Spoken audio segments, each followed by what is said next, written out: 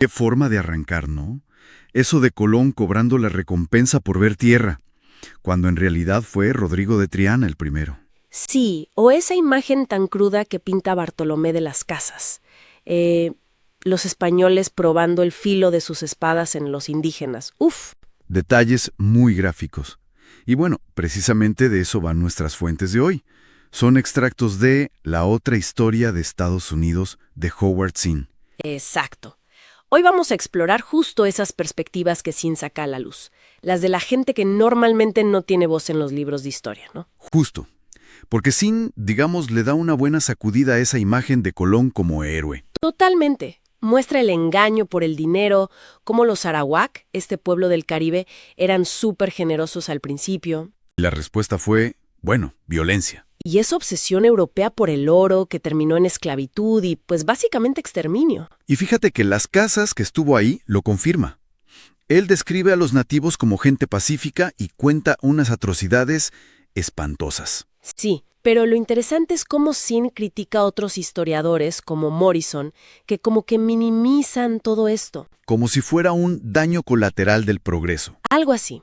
Zinn dice que es una elección ideológica. Decides qué hechos resaltar, si los de los gobernantes o los de los gobernados. Claro, como decía Kissinger, que la historia es a menudo la memoria de los estados, ¿no?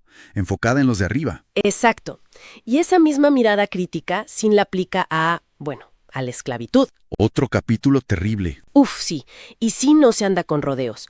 Describe la brutalidad de la trata, millones de africanos secuestrados, las condiciones en los barcos.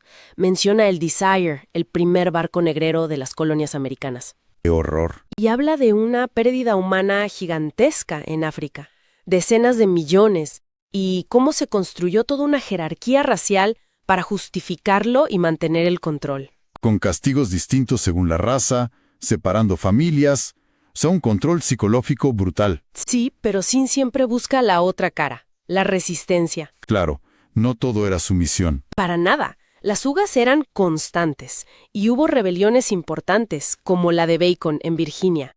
Ahí, fíjate, se unieron temporalmente sirvientes blancos y esclavos negros contra la élite. Una grieta temprana en el sistema. Interesante. Y hablando de esos sirvientes blancos, muchos venían huyendo de la pobreza en Europa y, pues, acababan casi igual que los esclavos. ¿En serio?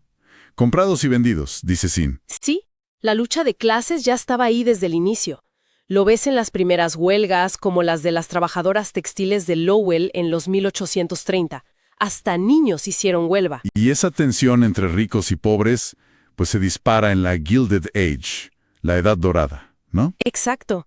Tienes a los grandes magnates como Carnegie, que sí construían bibliotecas, La cara bonita de la filantropía. pero al mismo tiempo impulsaban cosas como el taylorismo en sus fábricas. Esta gestión científica que en la práctica, pues, deshumanizaba el trabajo. Buscando la máxima eficiencia a costa de lo que fuera. Así es. Y esta visión crítica, Zinn la lleva también a la expansión territorial. El trato a los pueblos nativos. Documenta cómo se rompieron tratados una y otra vez. Con los Cherokee, por ejemplo, a pesar de promesas como esa de mientras crezca la hierba. Promesas vacías.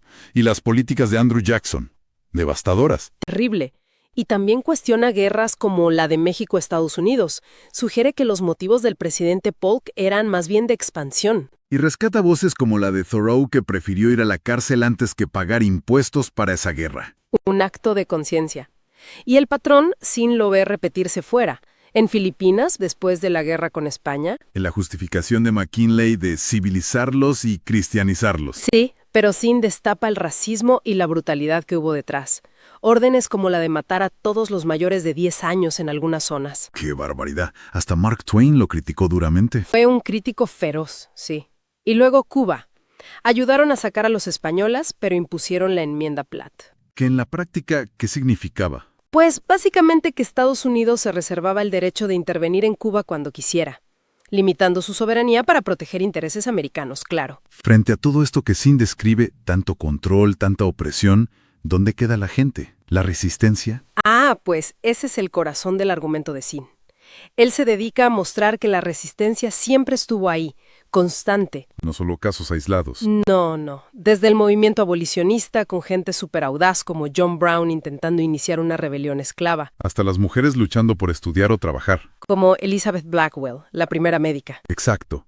Y esa lucha sigue en el siglo XX. Sin habla de W.E.B. Du Bois, cofundador de la NAACP, luchando contra la segregación. Precursor de los derechos civiles. Totalmente. Y luego, la oposición masiva a la guerra de Vietnam, la gente que se negaba a ir, los papeles del Pentágono que revelaron mentiras del gobierno. Y hasta las rebeliones en las cárceles como Ática, o la lucha indígena que no ha parado. Todo eso forma parte de esa otra historia, la historia subterránea, digamos. Entonces, lo que Zinn nos dice es que la historia oficial, la de los presidentes, los generales, nos da una visión muy parcial, ¿no? Muy incompleta. Él dice que hay otra historia, contada desde abajo. Una historia de conflictos de clase, racismo, sexismo, imperialismo. Pero también de resistencia. Fundamentalmente. Zinn cree que el poder se mantiene controlando la riqueza y dividiendo a los de abajo. Pero siempre existe, dice él, la posibilidad de la sorpresa. La gente común organizándose. Exacto. Luchando por justicia de formas que nadie espera.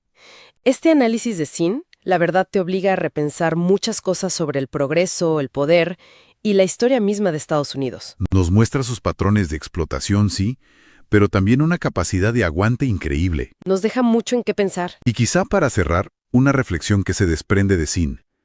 Si la historia demuestra que hasta los sistemas más opresivos generan resistencia, y el cambio surge a menudo de donde menos se espera, ¿qué importancia tiene hoy buscar y escuchar esas voces que siguen siendo silenciadas?